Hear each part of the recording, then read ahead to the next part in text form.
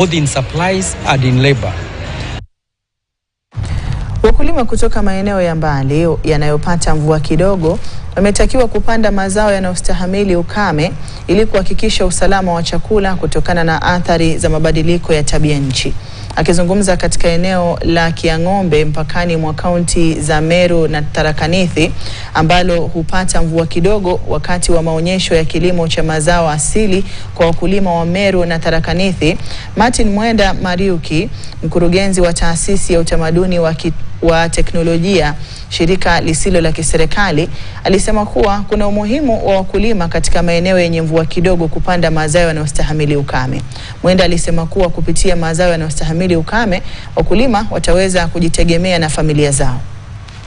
Tunasaidia wakulima kuwaleta pamoja, especially kama siku ya leo wanasherehekea mbegu zao, au wakulima kutoka Tharaka na Meru wamekusanyika katika mpaka katikati yao, ndio waweze kuwa na siku njema ya kufunzana wao wenyewe kwa wenyewe, na ili waweze kupromote ama kuinua kilimo ambacho tunaita ni kilimo hai ama organic farming, na hii kilimo ambacho kinainua mbegu zao, mbegu za kienyeji, mbegu ambazo situmii mandawa, na ni mbegu ambazo zinastahimili wakati tuko na mambo ya climate change, ili waweze kuadapt ama kujisindiza wakati huu na waweze kuendelea na maisha yao.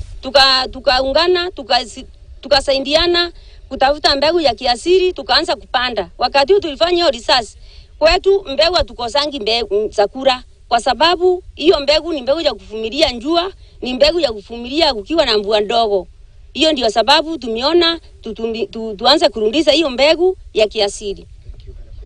Tumegeukia kilimo asili kwa sababu ya tabia nchi. Kuna mabadiliko ya hali ya hewa, na kwa hivyo mvua haitoshi, lakini tukiingilia kilimo hai mambo yetu itakuwa sawa sawa, na tumelima na tukaona ikiwa na faida. Naibu Rais aliyebanduliwa mamlakani Rigathi Gachagua sasa anasema alishamlipa Rais William Ruto deni lake la kisiasa, na sasa ni zamu ya kiongozi wa chama cha Wiper Kalonzo Musyoka. Vilevile Gachagua amemkejeli aliyekuwa bosi wake Rais